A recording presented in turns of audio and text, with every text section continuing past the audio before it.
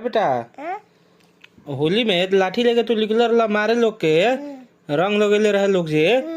तो लोग कहता बउआ बड़का होके कथी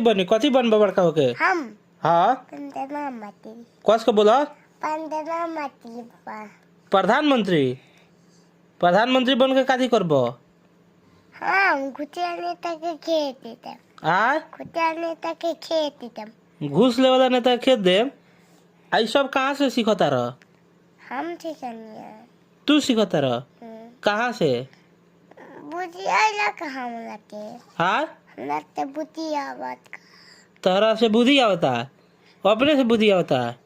बाप रे बाप तोर नाम कथी है हमर हाँ सिद्धार्थ सिद्धार्थ सिद्धार्थ कथी सिद्धार्थ